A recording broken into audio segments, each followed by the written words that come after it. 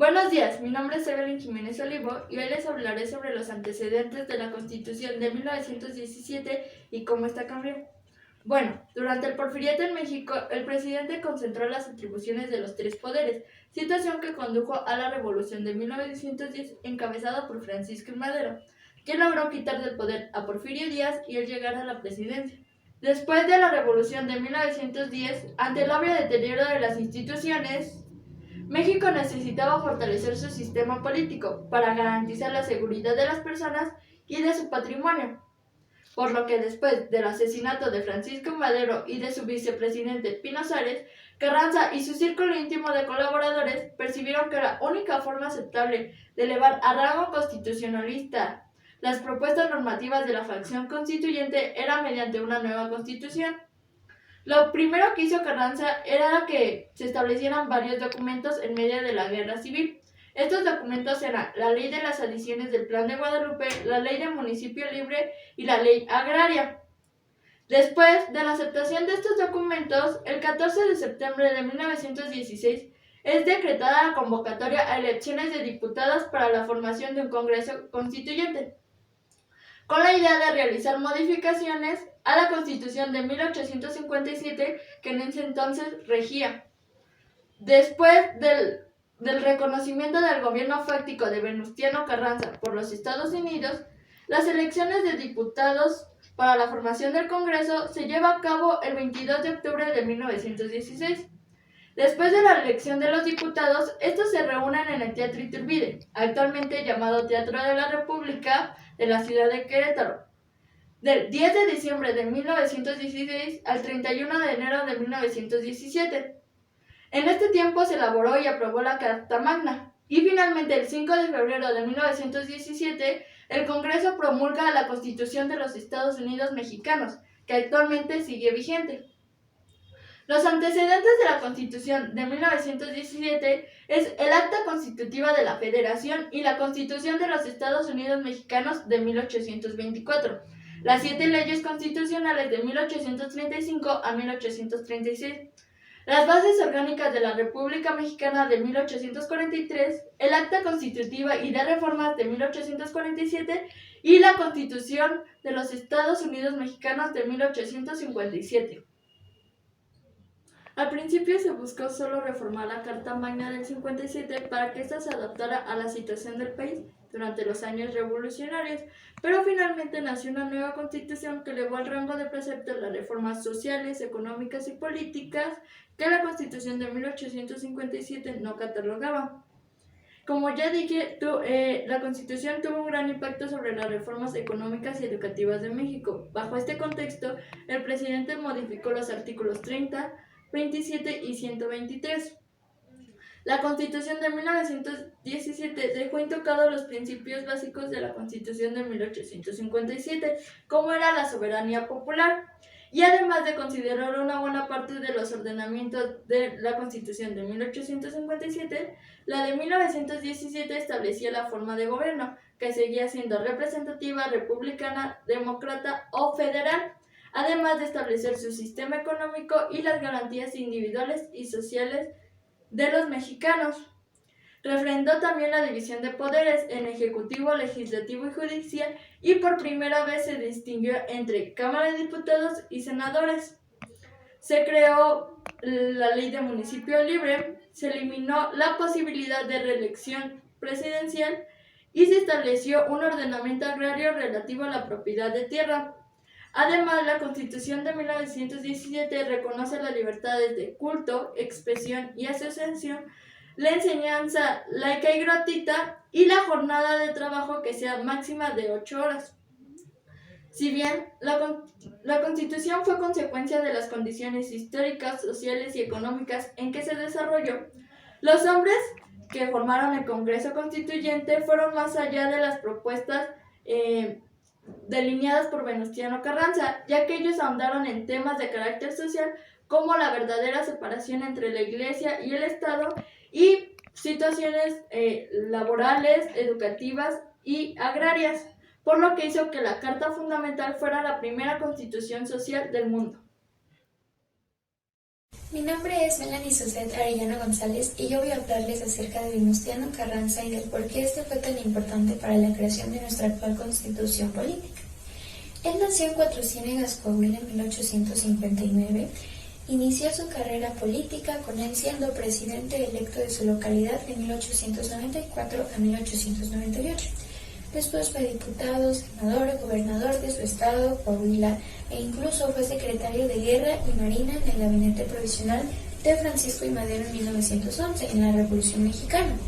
En 1913, cuando Carranza se enteró de que Victoriano Huerta había ejecutado al presidente Madero en ese entonces y había tomado el poder ejecutivo del país, lo que hizo fue convocar a la legislatura del estado para que pudieran crear el Plan de Guadalupe. Mediante este desconocieron el gobierno de Victoriano Huerta y Carranza. Al lograr esto se le concedieron facultades, cargos políticos para que él pudiera contribuir a la gobernación del país. En 1916, Carranza impulsó la idea de convocar a un Congreso Constituyente. Su intención era hacerle modificaciones a la Carta Magna de 1857 y también dar por terminada la Guerra Armada de la Revolución Mexicana, regresar el país al orden bajo su dirección con una constitución renovada. Entonces, estas sesiones del Congreso se llevaron a cabo de octubre de 1916 a enero de 1917 en Querétaro. Se contó con la participación de legisladores que tenían el apoyo de militares carrancistas. Es por eso que aceptaron el proyecto de Carranza, se aceptaron los cambios en cuanto a la organización política del país, se reafirmaron derechos y libertades de los ciudadanos, pero lo nuevo es que implementaron la ley agraria. En esta reconocieron los derechos y libertades de los campesinos y los trabajadores. Se vieron puntos como las jornadas laborales, salarios mínimos, días de descanso. Para ser más puntual, estos son los artículos que destacan de nuestra actual Constitución. Artículo número 27, propiedad de la tierra. Este contiene disposiciones a favor de las propiedades de la nación, de los ciudadanos. La tierra es de quien la trabaja. El Estado promete proteger la propiedad que las personas tienen sobre sus tierras, tanto para que vivan en ellas como para que realicen actividades productivas. Artículo número 3, derecho a la educación. Todo individuo tiene derecho a recibir educación. El Estado debe impartir educación laica, gratuita y básica. El preescolar, la primaria y la secundaria deben ser obligatorios. Artículo número 123, derecho al trabajo. Toda persona tiene derecho al trabajo digno y socialmente útil. En este se vieron puntos como el que la jornada laboral debe ser de máximo 8 horas, que los trabajadores deben de tener un día de descanso a la semana, que el salario mínimo debe ser suficiente para cubrir las necesidades básicas y que queda prohibido el trabajo para menores de 15 años. Y artículo 83, no reelección. El presidente debe entrar a su cargo, durar 6 años en este y no podrá volver a ser reelecto para el próximo periodo. Después de la creación de la Constitución Política, se realizaron elecciones y Carranza ocupó el lugar de la presidencia de la República el 1 de mayo de 1917. En su gobierno más que nada se centró en reconstruir el país después de la Revolución Mexicana. También implementó educación militar en escuelas oficiales y contribuyó a la fabricación de un ferrocarril y de una fábrica calcinadora de zinc. En 1920 se realizaron nuevas elecciones y Álvaro Obregón se postuló, pero Carranza no quería dejar la presidencia. Entonces hubo una rebelión por parte de Álvaro Obregón, Plutarco Elías Calles y Adolfo de la Huerta. Estos crearon el Plan de Agua Prieta, mediante el cual desconocían el gobierno, la presidencia de Carranza, y así este fue asesinado el 21 de mayo de 1920. Hola, mi nombre es Daniela García López y les voy a hablar sobre el Plan de Agua Prieta. El 23 de abril de 1920, en la ciudad de Agua Prieta, en Sonora, fue proclamado el Plan de Agua Prieta. Es un manifiesto redactado en la era de la Revolución Mexicana y fue emitido en apoyo a Álvaro Obregón por Plutarco Elías Calles y Adolfo de la Huerta. El objetivo del Plan de Agua Prieta era consolidar la oposición contra el gobierno de Venustiano Carranza para posteriormente derrocarlo con la conformación del Ejército Constitucionalista Liberal bajo el mandato de Adolfo de la Huerta. Además de no reconocer el gobierno de Venustiano Carranza, el objetivo del Plan de Agua Prieta era restablecer la democracia en el país e impulsar la candidatura a la presidencia de Álvaro Obregón. Bueno, el pretexto por el cual fue desconocido el gobierno de Venustiano Carranza fue la disputa entre la Federación y el gobierno sonorense ante la potestad del Río de Sonora. Ante este levantamiento hubo numerosos intereses, tanto políticos, y hubo también conflictos. Bueno, ahora les voy a hablar sobre los 4 puntos más importantes del Plan de Agua Prieta. Bueno, el primero hablaba sobre que la soberanía nacional debería residir originariamente en el pueblo. El segundo punto más importante era sobre que Venustiano Carranza se había constituido como jefe de un partido político y ante querer ganar ese partido político habían burlado el voto popular. El tercer punto hablaba sobre los actos y procedimientos que violaban la ley suprema. Y el cuarto punto hablaba sobre la revocación del mandato. Bueno, además de no reconocer al gobierno de Carranza, tampoco se reconocieron a los representantes populares electos de los estados de Tamaulipas, Querétaro, Nuevo León y Guanajuato. Y tampoco se reconocía al gobernador constitucionalista del estado de Nayarit. Después de esto, el Plan de Agua Prieta fue firmado por 107 personas, entre los que se destacaban militares y empleados privados y públicos. Bueno, después de esto, poco tiempo después de la publicación del Plan de Agua Prieta, el 21 de mayo de 1920, Carranza intenta huir, pero posteriormente es interceptado y asesinado. Y este hecho da fin a el Plan de Agua Prieta y a la Revolución de Agua Prieta. Bueno, Plutarco Elías Calles y las personas que secundaron el Plan de Agua Prieta hicieron un llamado a los gobernantes de los estados a que se diera nombre a un presidente interino, el cual este presidente interino, una vez tomado el poder, tendría que convocar a las elecciones para nombrar a un presidente. Y conforme a lo establecido en el documento, Adolfo de la Huerta ocupó la presidencia hasta diciembre de 1920. Y posteriormente en las elecciones de el 5 de septiembre de 1920, Álvaro Obregón fue la persona que ganó la presidencia y estuvo gobernando nuestro país de 1920 a 1924. Y después de todos estos conflictos, nuestro país logró entrar en un periodo de calma, pero ahora bajo el régimen del general Álvaro Obregón. Hola, buenos días. Mi nombre es Astrid Venecia Cortés González y yo les hablaré un poco acerca de Álvaro Obregón. Para iniciar, ¿quién fue? ¿Por qué es un presidente tan reconocido? ¿Por qué es un personaje que mencionamos en todos los libros de historia? Bueno, en 1880 nació Álvaro Obregón en una pequeña hacienda en Sonora. Sin embargo, 8 años después, su padre falleció. Así él quedó a cargo siendo un niño de su madre, de sus 15 hermanos y de las tierras. Sin embargo, él no era muy bueno haciendo ese trabajo. Así que en 1906 compró una pequeña finca después de haberse casado con su esposa María del Refugio Urrea. Entonces, un año después, su esposa falleció dando a luz a 2 de sus hijos, mas él ya había tenido 2 hijos antes con ella. Es entonces cuando estalla la Revolución Mexicana en 1910, pero para él le era completamente indiferente, no estaba del lado de absolutamente nadie. Incluso algunos afirman que le tenía cierta simpatía a Díaz.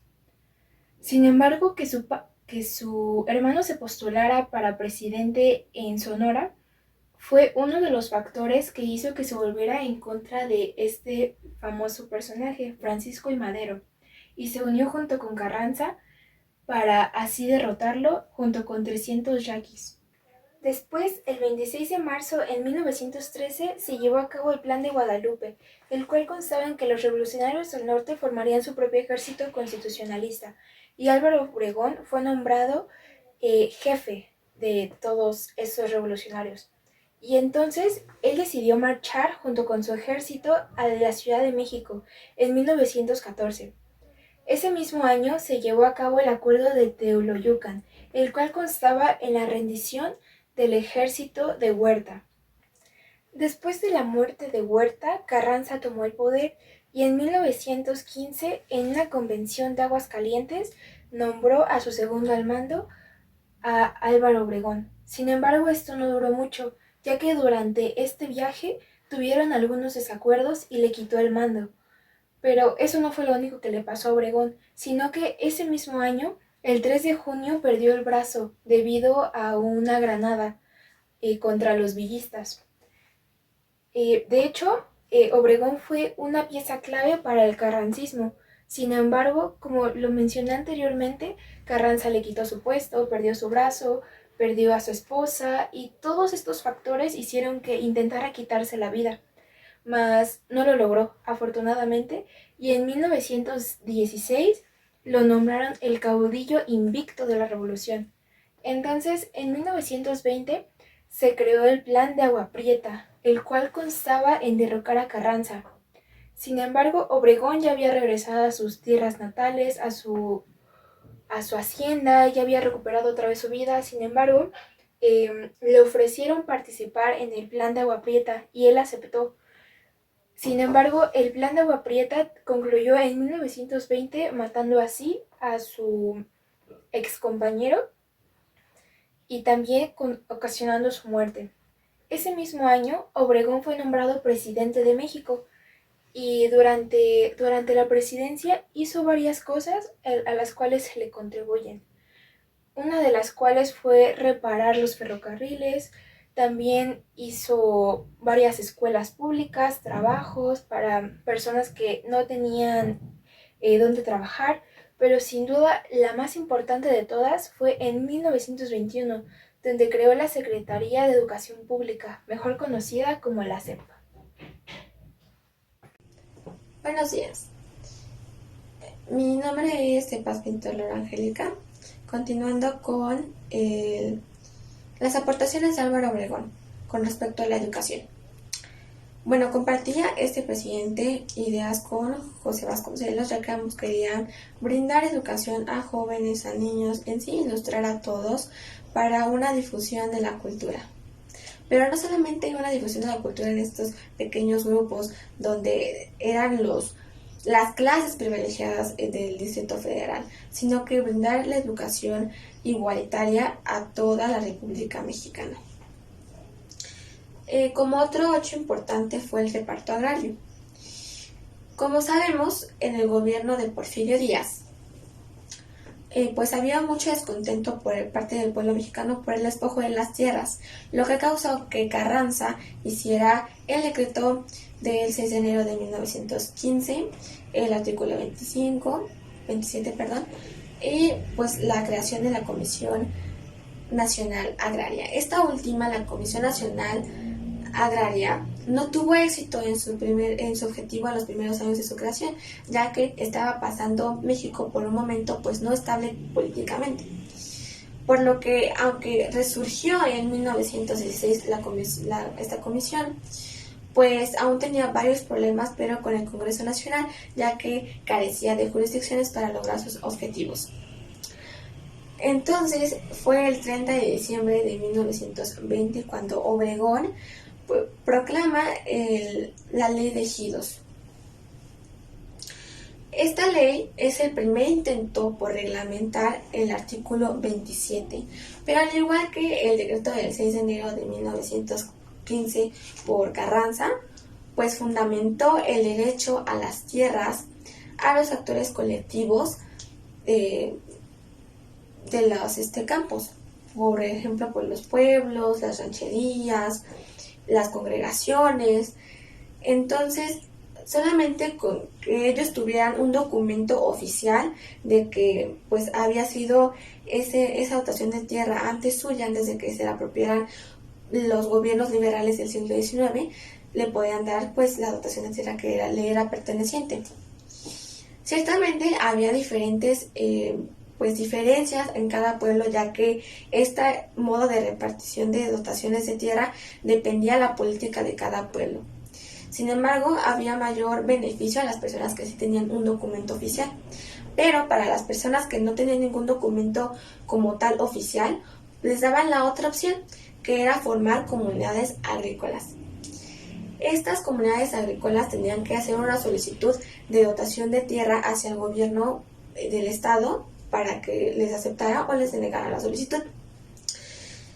Porque básicamente pues era muy suficiente argumento el ser agrícola, porque ser agrícola significaba pues tener la necesidad de tener un lugar de tierra para poder cultivar. Por lo que se juntaban 50 jefes de familia, era lo máximo esa cantidad, o 20 lo mínimo.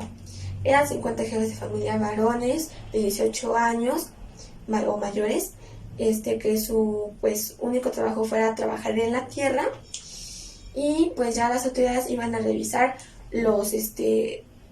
el área donde se había solicitado que respetara los 7 kilómetros como radio. Después esa solicitud pasaba a manos de las autoridades para denegar o pues aceptar la solicitud a estas comunidades agrícolas recién formadas. En sí, el reparto agrario pues fue uno de los mayores logros de redistribución capital que se pudo pues con base a la Revolución Mexicana. Gracias. Buenos días, soy Santiago García Lidia y les explicaré brevemente la Guerra Cristera. Para empezar, se puede decir que la Guerra Cristera es también llamada Cristeada o Guerra de los Cristeros. Sabemos también que este fue un enfrentamiento armado que tuvo lugar en México de 1926 hasta 1929. Ahora les comentaré un poco acerca de las causas.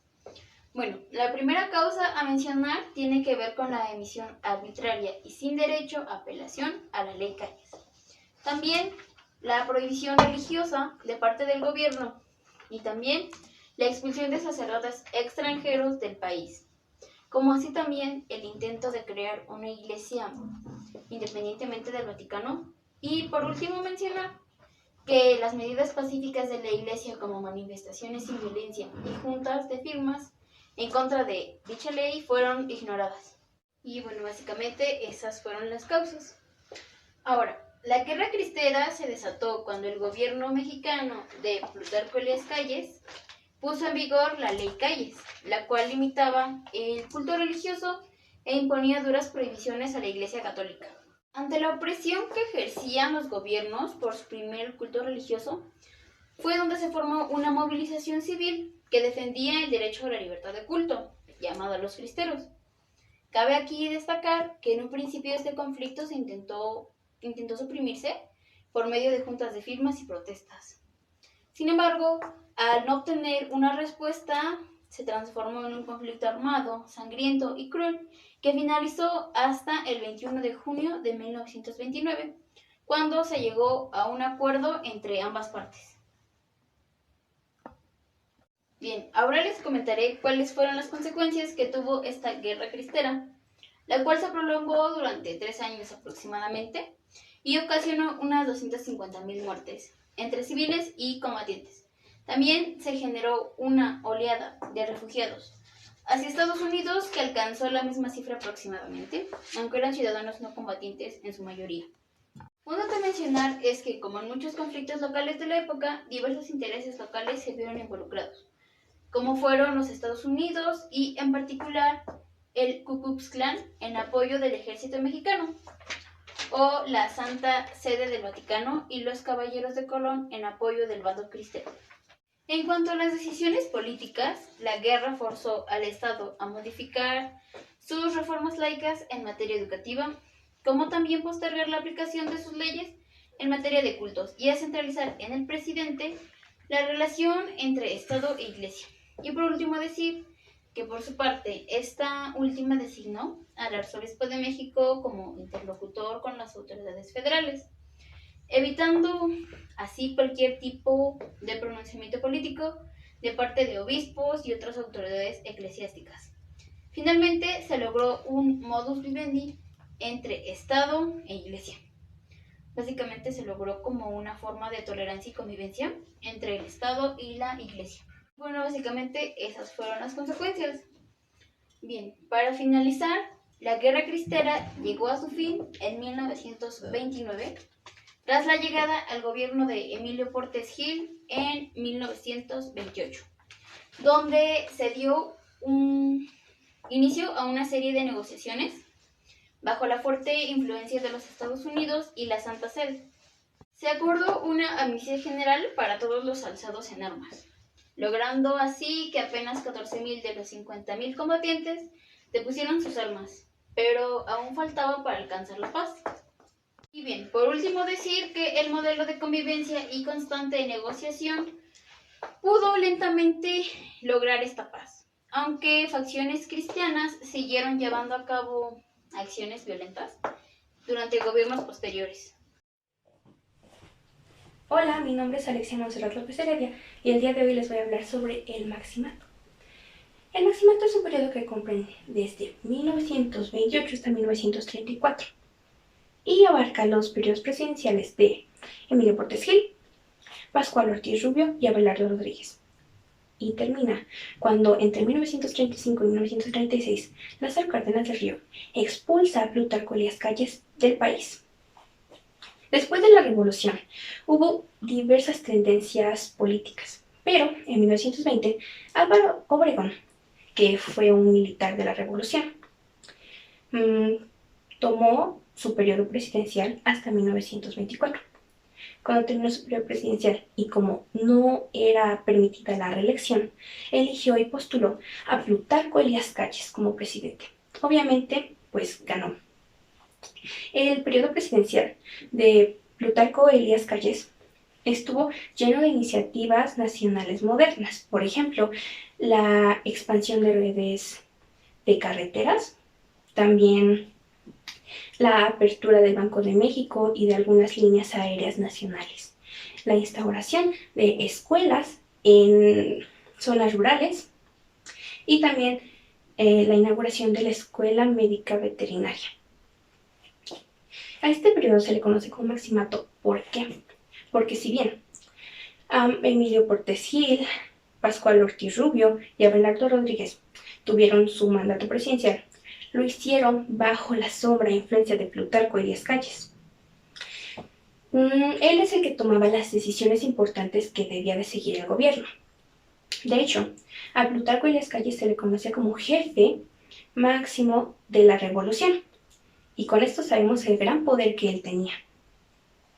El primer presidente del Maximato fue Emilio Portes Gil, el cual fue elegido por el Congreso bajo la influencia de Plutarco Elías Calles. Él vio a Emilio Portes Gil como un hombre que cuidaría la débil familia revolucionaria. Después, el segundo presidente fue Pascual Ortiz Rubio, el cual solo duró 2 años de presidente, de 1930 a 1932. Esto fue porque su gobierno fue muy inestable y obviamente todo bajo la influencia de Plutarco Elías Calles. El problema ahora es que tenían que buscar a un presidente provisional que solo cubriera los 2 años que le faltaban a Ortiz Rubio como presidente. Entonces, aquí es donde entra Abelardo Rodríguez. En su gobierno también hubo muchas leyes como la ley de salario mínimo para trabajadores, también la ley de naturalización y nacionalización y la ley del patrimonio ejidal. Y algo muy importante para nosotros los universitarios, que es la Ley Orgánica de la Universidad Autónoma de México. En 1934 se tenían previstas las elecciones. Entonces, el PNR, el cual fue creado por Elías Calles en 1929, que es el Partido Nacional Revolucionario, pues dijo que, eligió a Lázaro Cárdenas del Río como candidato.